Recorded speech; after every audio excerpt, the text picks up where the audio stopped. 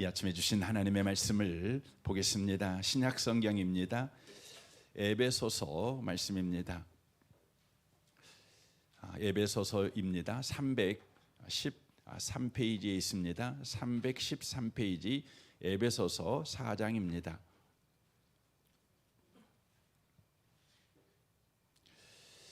에베소서 4장입니다. 15절 말씀부터 17절까지 기록된 말씀을 보겠습니다. 15절에서 17절까지 말씀을 보겠습니다. 같은 목소리로 말씀을 읽으실 때 하나님의 음성을 듣는 복 있는 시간 되시길 바랍니다. 읽겠습니다. 오직 사랑 안에서 참된 것을 하여 범사에 그에게까지 자랄지라. 그는 머리니 곧 그리스도라. 그에게서 온 몸이 각 마디를 통하여 도움을 받음으로 연결되고 결합되어 각 지체의 분량대로 역사하여 그 몸을 자라게 하며 사랑 안에서 스스로 세우느니라. 그러므로 내가 이것을 말하며 주 안에서 증언하노니 이제부터 너희는 이방인이 그 마음에 허망한 것으로 행함같이 행하지 말라. 아멘. 함께 예배하는 모든 분들 가운데 이 말씀에 축복이 함께 하시기를 주님의 이름으로 축원합니다. 이 말씀에 의지해서 관계가 변화를 만든다는 제목으로 하나님의 말씀을 전하겠습니다. 우리는 전주에 구원을 받았다는 것은 하나님의 두 손에 우리의 한 손이 붙잡힌 인생이 되었다는 것에 대해서 말씀을 드렸습니다. 하나님의 두 손이 우리의 한 손을 붙잡은 것, 이것이 구원이라는 것이죠. 그렇다면 하나님께 붙들지 않은 한 손은 어떻게 이제 살아야 되는 것입니까? 바로 그것은 저와 여러분이 나여할 수도 있고 주여할 수도 있는 자유가 주어졌다는 것인데, 이제 우리는 우리에게 허락된 이 자유를 바로 주여하는 일에 쓰는 인생을 우리가 살아가야 된다고 하는 것입니다.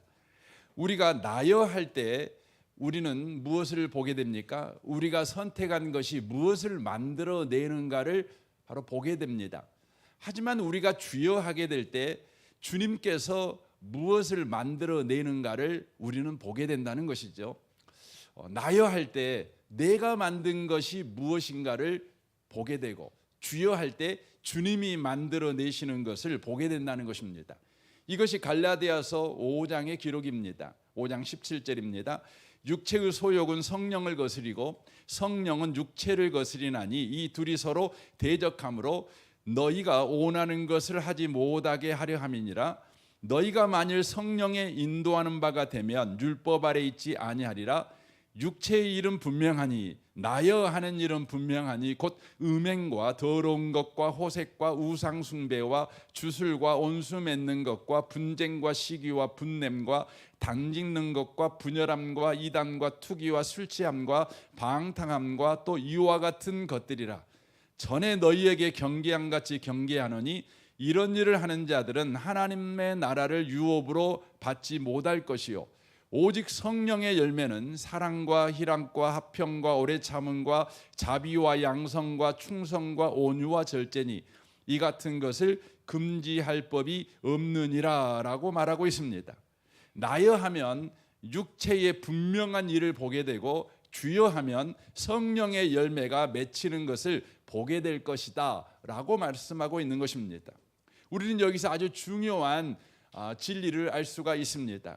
저와 여러분이 이 땅에서의 삶을 살아갈 때 우리가 사랑의 사람으로 변화되는 것, 우리가 희락과 화평과 오래 참음과 자비와 양성과 충성과 온유의 사람으로 변화되는 것은 영구적이지 않고 일시적이라는 것을 우리가 알 수 있습니다.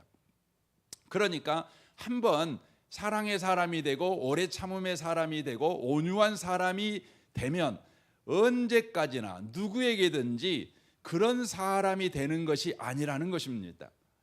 그러나 우리가 이해하는 변화는 이런 식이죠. 우리가 사랑의 사람이 되었다면 점점점 그 레벨이 올라가는 사람이 될 거라는 것입니다. 작년에 사랑의 수준이 5였다면 올해는 6이 되거나 7로 올라갈 수 있다고 생각하는 것이죠. 그러나 성경의 이야기는 그렇지 않습니다. 저와 여러분은 0과 10의 양극단을 오르내리는 삶을 이 땅에서는 살게 된다는 것입니다. 나여 하면 성령에 대해서는 빵점인 바로 삶을 살아가지만 주여 하고 살아갈 때는 바로 성령에 대하여 100점짜리 성령의 열매를 맺는 사람이 된다는 것을 이야기하고 있습니다. 만약 내가 나여 하고 살아가면 바로 육체의 열매가 바로 100점짜리가 되는 그런 삶을 살아가게 된다는 것입니다. 주여 하느냐 나여 하느냐에 따라 우리의 수준이 아침 저녁으로 달라질 수 있다는 것입니다. 상황 따라 형편 따라 달라질 수 있다는 것입니다. 그래서 여러분과 제가 예수를 믿고 나서 깜짝 놀라는 것은 우리가 언젠가 충만할 때 사랑의 사람으로 살았는데 어느 날 갑자기 보니까 그것과 상관없이 육신의 사람으로 살아가고 있는 우리 모습을 보고 깜짝 놀랍니다. 그것은 성경이 이미 말씀하고 있는 것입니다. 주여 하느냐 나여 하느냐에 따라 아침 저녁으로 우리는 늘 바로 바뀐다는 것입니다. 이는 우리의 변화가 바로 하나님과의 관계에 달린 문제라는 것을 우리에게 말씀하고 있는 것입니다. 그래서 오늘 본문이 이렇게 말씀합니다. 15절입니다. 오직 사랑 안에서 참된 것을 하여 범사에 그에게까지 자랄지라. 그는 머리니 곧 그리스도라. 그에게서 온 몸이 각 마디를 통하여 도움을 받음으로 연결되고 결합되어 각 지체의 분량대로 역사하여 그 몸을 자라게 하며 사랑 안에서 스스로 세우느니라 라고 말합니다. 우리가 주여 하게 될 때 주님에게서부터 사랑이 온 몸에 공급되어 우리가 사랑의 사람이 된다는 것입니다. 이걸 말하는 것입니다. 우리가 주님을 향하여 주여 하고 주님과 관계가 바로 정상화되게 될 때에 우리의 머리부터 발끝까지 주님으로부터 사랑이 공급되어 주의 사랑을 바로 실천하는 사람이 된다는 것을 이야기를 해주고 있다는 것입니다. 우리는 이 부분을 놓쳐버리면 안 됩니다. 이 부분을 놓쳐버리는 신앙생활을 하는 사람들이 의외로 많습니다. 누가복음 15장에 보면 탕자 이야기가 나옵니다. 둘째 아들이 탕자가 되었지요. 이 둘째 아들이 탕자가 된 이유가 무엇일까요? 그 사람의 심리 상태를 조금 묵상해 보면 이 사람의 심리 상태는 아마 이랬을 것입니다. 탕자의 생각에 아버지에게는 엄청난 유산이 있는데 나는 자식이니까 아버지로부터 이 엄청난 유산을 내가 받기만 한다면 나는 아버지 없어도 충분히 잘 살 수 있다. 이 자신감이 그에게 있었다는 거예요. 아버지로부터 어마어마한 유산만 받으면 아버지가 없어도 나는 얼마든지 잘 살 수 있다. 이 생각이 있었다는 것이죠. 그는 과연 아버지로부터 엄청난 유산을 받아 아버지를 떠나 독립하게 됩니다. 그러나 그의 생각과 다른 방향의 인생이 되어버립니다. 그는 얼마 가지 않아 그 엄청난 유산을 허랑방탕하여 다 써버립니다. 그리고 엎침대 겹친격으로 그 나라에 기근이 들어 극한 가난에 빠져들게 됩니다. 그 존귀하였던 아버지의 아들이 이제 짐승과 먹을 것을 경쟁하는 바로 수준의 바로 상태의 사람이 되어버렸습니다. 그리고 그는 깨닫습니다. 그가 이렇게 고백합니다. 17절입니다. 공동번역으로 보겠습니다. 그제야 제정신이 든 그는 이렇게 중얼거렸다. 아버지 집에는 양식이 많아서 그 많은 일꾼들이 먹고도 남는데 나는 여기서 굶어 죽게 되었구나 라고 고백합니다. 이 말이 무슨 의미입니까? 아버지를 떠나서는 아무리 많은 아버지의 유산을 받는다고 해도 아들답게 살지 못하지만 비록 일꾼일지라도 아버지와 함께하면 자녀처럼 풍요롭게 산다. 바로 이것을 깨닫게 됐다는 것입니다. 우리는 아버지를 떠난 탕자 같은 생각을 늘 갖고 살아갑니다. 하나님이 하나님의 손에 있는 엄청난 복을 우리에게 주시기만 한다면 우리는 하나님의 도움 없이도 충분히 잘 살 수 있다는 자신감이 있습니다. 내가 오늘 주일날 예배 때 은혜를 내가 마음껏 받으면 내가 이 은혜 가지고 월요일부터 토요일까지 가정과 직장에서 정말 잘 살 수 있다, 이런 자신감이 우리에게 있어요. 그래서 우리는 예배 시간에 뭘 구하지요? 은혜를 구합니다. 하나님을 구하지 않습니다. 은혜를 구합니다. 우리는 예배를 드리고 나서 우리가 이제 가정으로 돌아갈 때에 하나님에게, 하나님, 주님 오늘 내게 충분한 은혜 주셨사오니 다음 주 주일날 돌아올 때까지 예배당에 안녕히 계세요 하고 예배당을 떠납니다. 하지만 우리의 예배는 그렇게 되어서는 안 되지요. 주님, 예배를 통해 주 없이는 내가 일순간도 살 수 없다는 걸 깨달았사오니 주여 우리 집 같이 갑시다, 직장 같이 갑시다, 이렇게 해야 된다는 것이죠. 우리는 오늘도 하나님의 손에 있는 복을 구하지 하나님을 구하지 않습니다. 우리가 아무리 하나님의 손에 있는 어마어마한 복을 받을지라도 하나님이 함께하지 않는 삶은 여전히 비참한 삶을 우리는 살아갈 수밖에 없다는 것입니다. 이것에 대한 말씀이 요한복음 15장의 말씀입니다. 4절 보겠습니다. 내 안에 거하라, 나도 너희 안에 거하리라. 가지가 포도나무에 붙어있지 아니하면 스스로 열매를 맺을 수 없음같이, 스스로 열매를 맺을 수 없음같이 너희도 내 안에 있지 아니하면 그러하리라. 나는 포도나무요 너희는 가지라.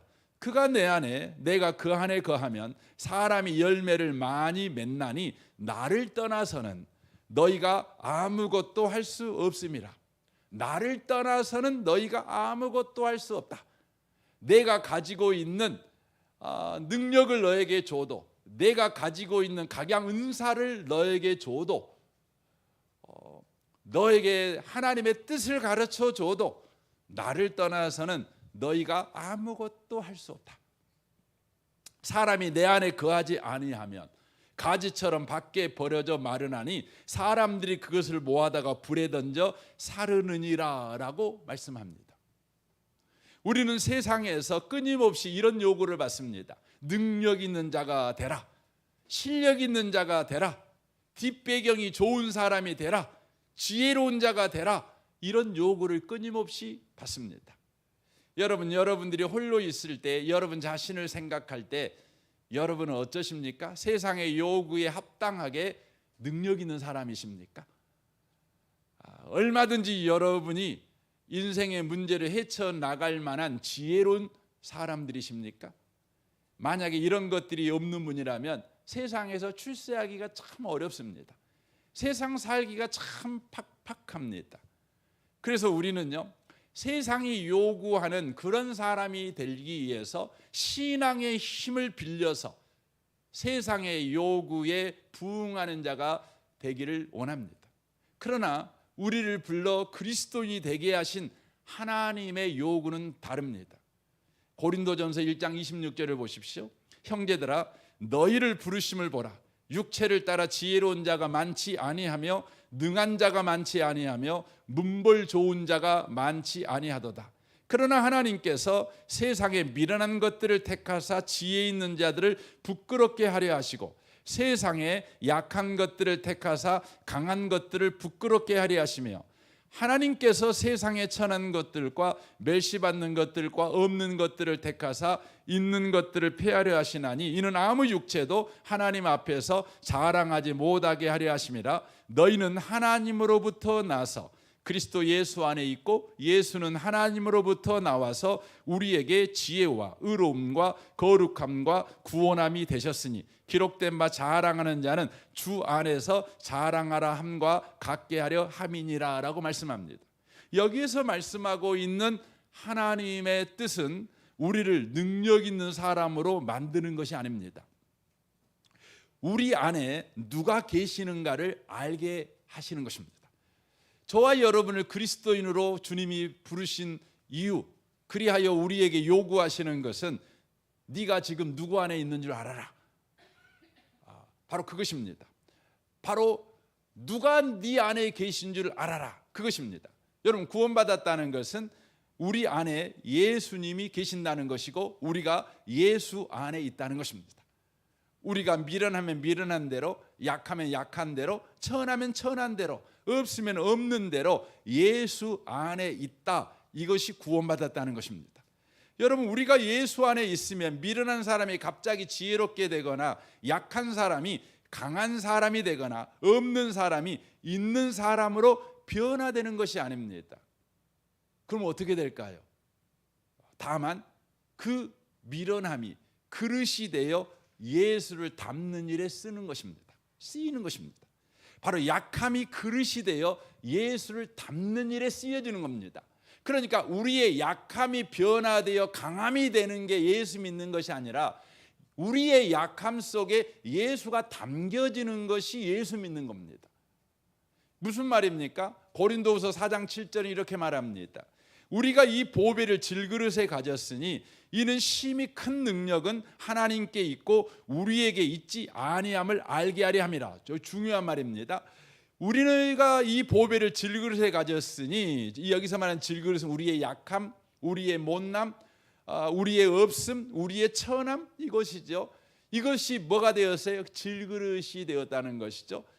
뭐 하기 위해서요? 이는 심히 큰 능력은 하나님께 있고 우리에게 있지 아니함을 알게 하려 함이라 라고 말합니다. 우리가 사망으로 우겨쌈을 당하여도 쌓이지 아니하며, 답답한 일을 당하여도 낙심하지 아니하며, 박해를 받아도 버림받지 아니하며, 거꾸러뜨림을 당하여도 망하지 아니하고, 우리가 항상 예수의 죽음을 몸에 짊어짐은 예수의 생명이 우리 몸에 나타나게 하려 함이라 라고 말합니다. 우리가 예수 안에 있으면 우리를 어떤 어려움이 와도 능히 이겨낼 수 있는 실력 있는 사람으로 변화시켜 줄게 라는 의미의 말씀이 아니라, 우리 자신은 여전히 세상에 난타당하는 무능한 사람이지만, 놀라운 것은 난타당할 때마다 어찌할 바를 몰라 전전긍긍하며 낮은 자존심 때문에 괴로워하고 낙심되는 그 순간에도 하나님께서 예수께 하신 일을 우리 안에서 하고 계신다. 지금 이 말을 하고 있는 거예요. 하나님께서 예수께 하신 일을 우리 안에서 하고 계신다는 거죠. 여러분, 하나님이 예수께 하신 일이 뭡니까? 바로 예수의 죽음을 가지고 부활의 영광을 만들어내신 거예요. 예수의 죽음을 가지고 부활을 만들어낸 것이죠. 바로 우리의 못난 삶을 가지고 새 일을 만들어내고 계신다는 것이죠. 그 일은 사람의 마음으로 생각하지도 못하는 일입니다. 사람의 마음으로도 생각하지 못한 일입니다. 이것을 잘 보여주고 있는 게 이사야 말씀입니다. 이사야 말씀은 1장부터 39장까지는 이스라엘의 못남, 이스라엘이 하나님 앞에 얼마나 못난 짓 했는가를 보여주는 장면입니다. 그 40장부터 66장까지는 그럼에도 불구하고 하나님의 구원을 기록해 놓고 있습니다. 그런데 이스라엘이 그 못난 짓을 해갑니다. 계속해서 망해갑니다. 그런데 우리 하나님께서 마지막 이스라엘의 희망을 이스라엘 가운데 허락하셨습니다. 그 사람이 누구냐면 히스기야 왕입니다. 히스기야 왕의 이야기가 이사야 37장, 38장, 39장 바로 마지막에 등장합니다. 히스기야는 망해가는 이스라엘의 마지막 희망이었습니다. 그는 하나님이 정한 죽을 병에 걸렸습니다. 하나님이 너 죽어 하고 정해버린 병이니 죽겠지요. 그러나 히스기야는 얼굴을 벽을 향하여 들고 하나님께 결사각오의 기도를 합니다. 이 기도에 하나님은 뜻을 돌이키고 히스기야를 15년 더 살게 하는 기적을 행하십니다. 더더구나 이 기적의 증거로 해시계의 그림자가 10도 뒤로 물러가게 합니다. 얼마나 대단한 기적입니까? 또 얼마나 대단한 히스기야의 신앙입니까? 그러나 이 기적은 멸망하는 이스라엘을 막지를 못했습니다. 왜입니까? 이사야 39장을 보면 히스기야의 기적적인 회복 소식을 듣고 바벨론에서 사신들을 보내 축하를 해줍니다. 그때 히스기야가 여호와의 능력에 대하여 증언하기보다는 자신의 보물 창고를 보여주면서 자신의 능력을 자랑합니다.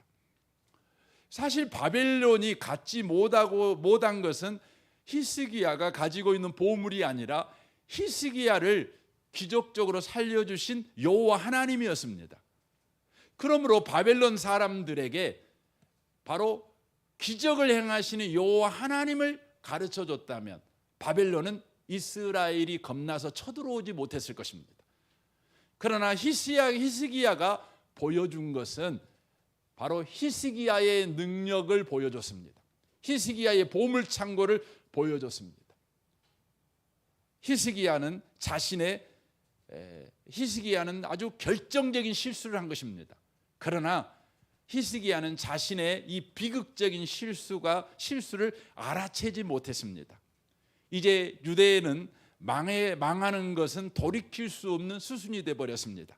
그리고 시간이 흐른 후 유대는 바벨론에 의해서 멸망당하게 됩니다. 우리는 39장까지 딱 읽고 이런 생각을 합니다. 이제 유대가 바벨론에 의해서 멸망해 버리죠. 그런데 마지막 희망이었던 그 히스기야가 그런 바보 같은 실수를 저지르는 것을 보면서 저 바보 같은 히스기야, 바보 같은 히스기야야, 이렇게 비난할 것입니다. 히스기야가 좀 똑바로 살았으면 이스라엘은 안 망했을 텐데. 그래서 히스기야의 실수 때문에 이스라엘은 망했고 이스라엘은 끝나버렸다, 이렇게 생각을 하는 것이죠. 그런데요, 갑자기 이사야 40장이 등장합니다. 하나님의 반전의 말씀입니다. 이사야 40장 1절입니다. 너희의 하나님이 이르시되 너희는 이로하라. 내 백성을 이로하라. 너희는 예루살렘의 마음에 닿도록 말하며 그것에게 외치라. 그 노역의 때가 끝났고 그 죄악이 사함을 받았느니라. 그의 모든 죄로 말미암아 여호와의 손에서 벌을 배나 받았느니라 할지니라 하시니라. 외치는 자의 소리여 이르되 너희는 광야에서 여호와의 길을 예비하라. 사막에서 우리 하나님의 대로를 평탄하게 하라. 골짜기마다 더두어지며 산마다 언덕마다 낮아지며 고르지 아니한 곳이 평탄하게 되며 험한 곳이 평지가 될 것이요 여호와의 영광이 나타나고 모든 육체가 그것을 함께 보리라. 이는 여호와의 입이 말씀하셨느니라 라고 말합니다. 여기 40장 1절부터 5절에 나와 있는 처음 너희의 하나님 이렇게 돼 있죠. 너희의 하나님은 이스라엘의 하나님이에요. 그런데 그 다음에 너희는이라고 나오는 여기에 너희는 누구를 가르치냐면 이스라엘 백성들을 가르치는 게 아니에요. 이스라엘의 선지자들을 가르치는 것이 아니라 직접적으로는 이사야의 실수와 실패를 가르치는 것입니다. 이사야가 행한 실수와 실패들에게 하나님이 말씀하는 거예요. 이사야가 한 실수와 실패들아, 너희들은 내 백성을 이로해라, 이렇게 말하는 것입니다. 너희는 예루살렘의 마음이 닿도록 그것들에게 외쳐라. 그 노역의 때가 끝났다. 그 죄악이 사함을 받았다. 그의 모든 죄로 말미암아 여호와의 손에서 벌을 배나 받았느니라 라고 말하며 예치는 자의 소리여 히스기야의 실수와 실패야 소리쳐라. 너희는 광야에서 여호와의 길을 예비하라 하면서 지금 이야기를 하고 있는 것입니다. 지금 히스기야의 실수와 실패들에게 우리는 히스기야의 실패와 실수를 보면서 바보 같은 히스기야, 실수하지 말지, 실수해서 이스라엘은 망했어, 이렇게 말하는데 우리 하나님께서 히스기야의 실수와 실패들에게 말하는 거예요. 그렇게 말하는 사람들에게 가서 위로해줘라, 위로해줘라, 이렇게 말하는 것입니다. 여러분, 히스기야의 실수와 실패가 무슨 위로를 할 수 있단 말입니까? 그들은 위로할 수 있습니다. 어떻게 위로하는 것입니까? 가서 이렇게 말하는 것이죠. 나는 히스기야가 저지른 실수와 실패인데 우리가 끝이 아니야. 우리가 너희들의 끝을 만들어낼 수가 없어. 왜냐하면 우리는 끝을 만들어내는 주권자가 아니야. 사랑하는 성도 여러분, 여러분이 한 실수와 실패는 여러분의 끝을 만들어내는 주권자가 아니라는 것을 기억하셔야 됩니다. 여러분의 인생의 주권자는 하나님 한 분밖에 계시지 않아요. 여러분이 예수 안에 있다는 건 뭡니까? 왜 고린도전서 1장에서 말합니까? 왜 예수 안에 있는데, 약한 내가 예수 안에 있는데 강한 사람으로 안 만들어주고, 왜 천한 내가 예수 안에 있는데 귀한 사람으로 안 만들어주고, 무능한 내가 예수 안에 있는데 왜 나를 유능한 사람으로 안 만들어줍니까 하나님? 하고 그렇게 우리는 하나님 앞에 계속해서 서운함을 토로하겠죠. 그때 주님이 바로 우리의 약함에게 말하는 겁니다. 네가 갖고 있는 약함아, 가서 내 백성을 위로해라. 가서 말해라. 뭐라고 말합니까? 약함이 끝을 만들어낼 수 없다고. 약함이 끝이 아니라고. 천함이 너를 끝장내지 못한다고. 나는 주권자가 아니라고. 오직 하나님만 주권자라고 가서 말해라. 이러는 것입니다. 그리하여 하나님이 말합니다. 네가 가지고 있는 실수와 실패를 가지고 새로운 일을 하겠다는 것입니다. 어떤 일을 한다는 것입니까? 여호와의 길을 만들고 하나님의 대로를 만들어 여호와의 영광이 임하도록 실패와 실수가 일을 하게 하겠다. 이렇게 말하는 것입니다. 요한복음 21장에 베드로가 아주 이 부분에 좋은 예입니다. 베드로는 십자가 지시는 예수님 그 재판장에 갔다가 자기 목숨 살기 위해서 예수님을 저주합니다. 모독합니다. 그리고 예수님을 배반합니다. 그런 베드로에게 예수님이 찾아오셔서 이렇게 질문합니다. 네가 나를 사랑하느냐? 여러분, 네가 나를 사랑하느냐? 이 질문은 어떤 질문일까요? 이 질문은요, 다시는 실패하지 마라, 이런 말이 아닙니다. 무슨 말일까요? 너의 실패를 가지고 내가 일할 거야, 이런 의미의 말입니다. 다시는 너 나 배신하지 마. 다시는 나 저주하지 마. 내가 이번은 봐주겠지만 다음엔 안 봐줘. 이런 말이 아니에요. 네가 나를 사랑하느냐? 이 말은 바로 너의 실패를 가지고 내가 일하겠다, 이런 의미의 말씀입니다. 사랑하는 성도 여러분, 예수 안에 있다는 것은 굉장한 것입니다. 예수 안에 있다는 건 신비로운 인생인 것입니다.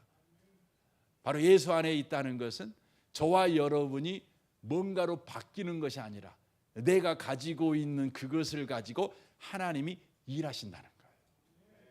로마서 7장에 보면 바울의 비명이 나옵니다. 로마서 7장 24절입니다. 오라, 나는 공고한 사람이로다. 이 사망의 몸에서 누가 나를 건져내랴? 여러분, 바울은 예수 믿고 나서 자신에게 주어진 현실 속에서 좀 제대로 살고 싶었을 것입니다. 하나님의 말씀대로 살고 싶었을 것입니다. 저와 여러분도 그렇지 않습니까? 예수 믿고 나니까 이런 소원이 생기죠. 이전과 다른 삶을 살고 싶어. 예수 똑바로 믿고 싶고 하나님께 영광 돌리는 삶을 살고 싶어. 여러분, 이런 생각이 우리 가운데 있죠.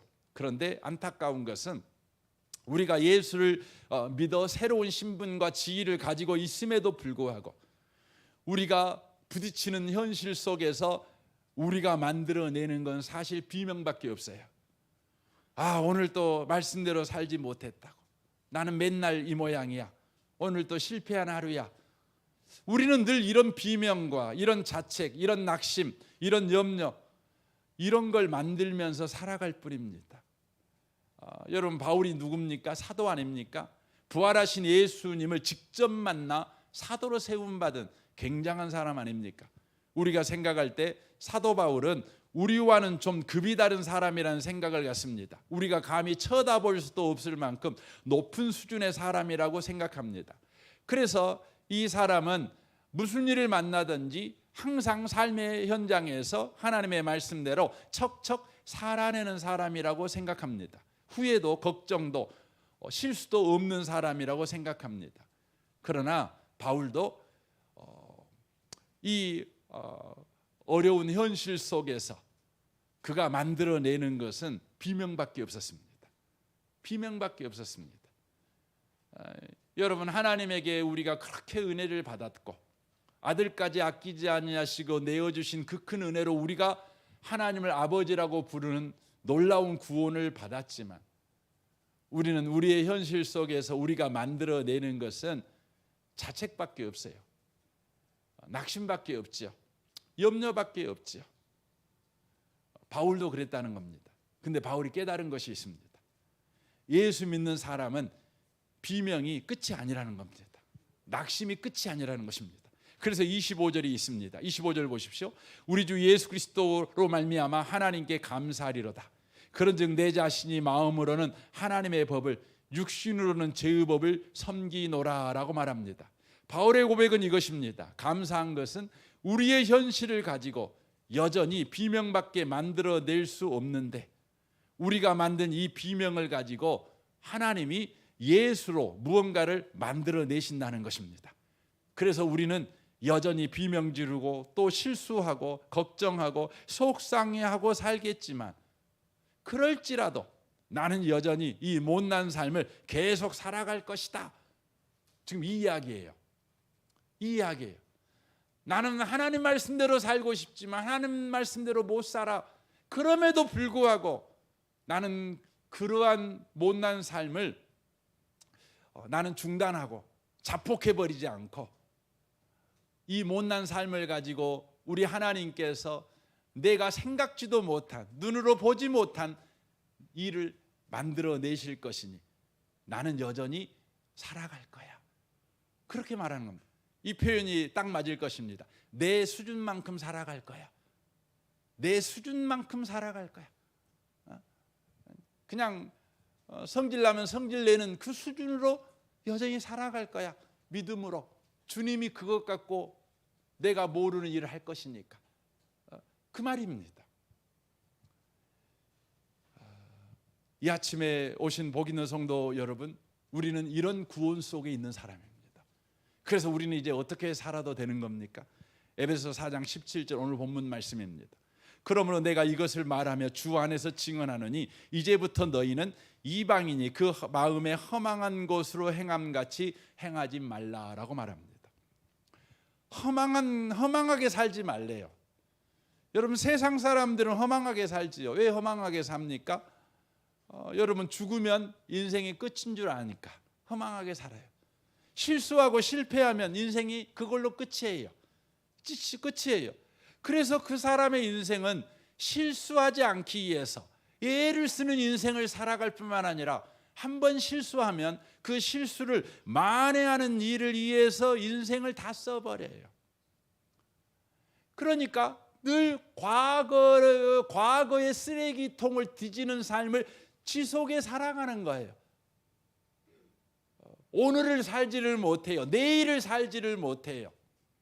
그러나 예수 안에 있는 우리는 충만하게 살아갈 수 있습니다. 왜냐하면 우리는 죽으면 끝인 인생이 아니라 죽음을 가지고 부활을 만들어주시는 주님 안에 있으니까.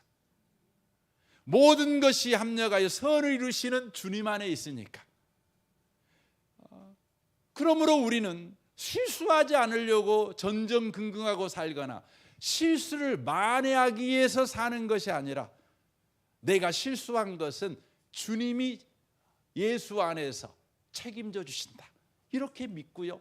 오늘 또 내게 주어진 하루를 그냥 충만하게 사는 겁니다. 여러분 충만하게 산다는 말이 뭡니까? 구체적으로 산다는 거예요. 오늘 하루를. 이런 것이죠. 여러분은 구체적으로 하루를 산다는 건 여러분이 누군가의 아버지잖아요. 이건 구체적이잖아요. 아버지죠. 왜냐하면 여러분이 누군가에게 아버지 하고 불리우니까 그건 추상이 아니죠. 구체적인 거죠. 근데 여러분 아버지로 삶을 살아갈 때 우리는 얼마나 실수도 많이 하고 부끄러울 때도 많이 있잖아요. 그래서 우리는 그 부끄러움을 만회하는 오늘 하루를 또 삽니다. 근데 그럴 필요 없다는 거예요. 오늘 하루는요 또 오늘 하루로 사는 거예요. 아버지 일 또 하고 사는 거예요. 어제 실수했어요. 그냥 너무 부끄러워요. 그거 주님께 맡기고 나는 오늘 또 아버지 할 일을 또 하는 거예요. 아내로서 할 일을 하는 거예요. 남편으로서 할 일을 하는 거예요. 이게 뭡니까? 충만하게 사는 것이에요. 오늘을 사는 거예요.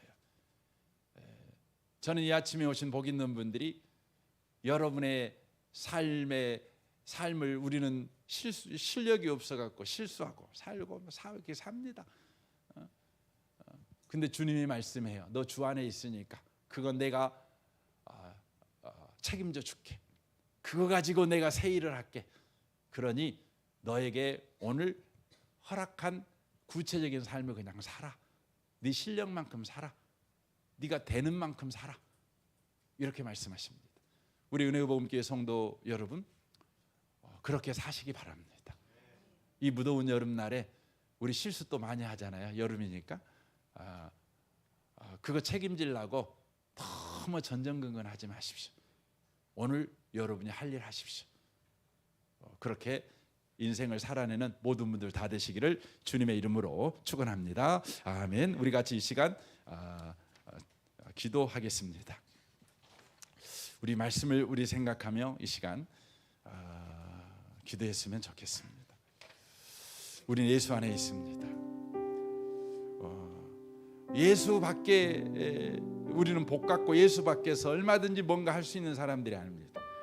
하지만 우리가 예수 안에 있기만 하면 우리가 부족해도 괜찮습니다. 연약해도 괜찮습니다. 주님, 우리가 허락한 삶을 이제 구체적으로 하루하루를 충만하게 살게 해주옵소서. 허망하게 실수를 만회하기 위해서 실수하지 않으려고 그렇게 살지 않게 해주십시오. 수준만큼 믿음으로 살게 해주십시오. 우리 같이 이 시간 기도하기를 원합니다. 오 하나님 아버지 감사합니다. 오 주님 감사합니다. 우리는 우리 인생을 살아갈 때 실수를 만회하려고 얼마나 애를 씁니까? 실수하지 않으려고 얼마나 애를 씁니까? 하지만 우리는 예수 안에 있습니다. 주님은 말씀합니다. 이전 것은 지나갔으니 보라 새 것이 되었도다. 우리에게 새 날을 살라고 말씀합니다. 새로운 하루를 살라고 말씀합니다. 주님 그렇게 우리에게 사는 자 되게 하십시오. 오늘 또 새로운 삶을 구체적으로 살아가는 자가 되게 해주십시오. 은혜를 베풀어 주십시오. 은혜 아니면 살아갈 수가 없네. 은혜 아니면 살아갈 수가 없네.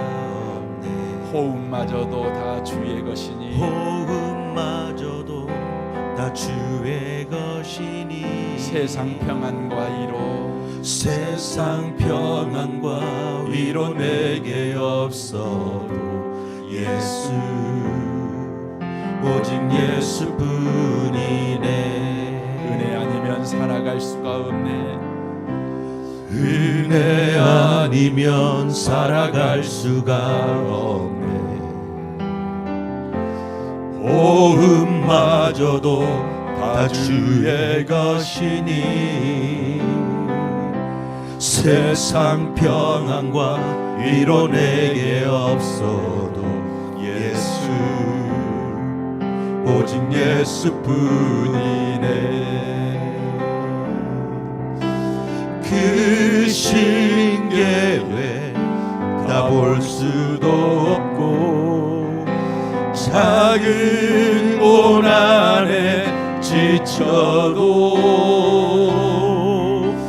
주께 묶인 나의 모든 삶 버티고 견디게 하신 크신 계획 다 볼 수도 없고 크신 계획 다 볼 수도 없고 작은 고난에 지쳐도 주께 묶인 나의 모든 삶 버티고 견디게 하시네. 은혜 아니면 살아갈 수가 없네. 은혜 아니면 살아갈 수가 없네. 나의 모든 것 다 주께 맡기니 나의 모든 것 다 주께 맡기니 참된 평안과 위로 참된 평안과 위로 내게 주신 주 예수 오직 예수뿐이네. 세상은 우리에게 끊임없이 요구합니다. 능력 있는 사람이 되라고, 실력 있는 사람이 되라고, 누군가의 도움을 받지 않아도 혼자 넉넉하게 인생을 살아낼 수 있는 사람이 되라고 끊임없이 요구합니다. 우리는 그리스도인임에도 불구하고 세상의 요구에 반응합니다. 신앙의 힘을 사용해서 하나님에게 능력 있는 사람이 되게 해주라고, 능력 있는 사람으로 바꿔주라고 주께 구합니다. 우리는 기도한 이후에 능력을 받고 은혜를 받으면 하나님을 외면하고 혼자 인생을 살아갈 수 있는 것처럼 살아갑니다. 주님, 그러나 주님은 말씀합니다. 주 없인 너 안 돼. 주님 떠나가지고는 아무것도 안 돼. 네가 세상을 뒤집어 엎을 능력이 있어도 주님 떠나면 너는 아무것도 할 수 없어. 네가 주 안에 있으면 네가 비록 천한 사람이고 네가 비록 무능한 사람일지라도 그것 가지고 내가 세상이 알지 못하는 크고 놀라운 일을 할 거야. 주님 감사합니다.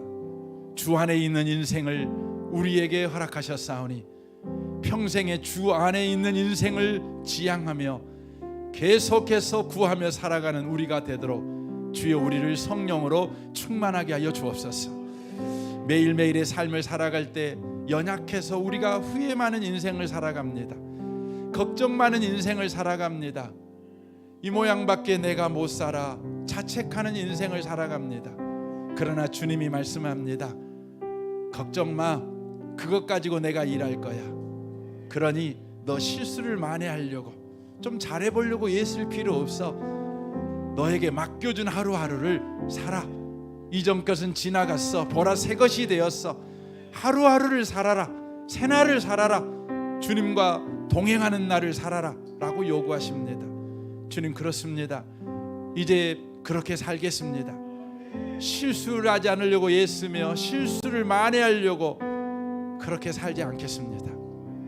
매일매일 허락된 인생을 살겠습니다. 주님 이 시간 헌금합니다. 헌금하는 모든 손들을 주님이 복되게 하셔서 저들이 주 안에 있는 인생이라는 것을 주여 잊지 않도록 주여 축복해 주옵소서. 예수님의 이름으로 기도합니다. 아멘.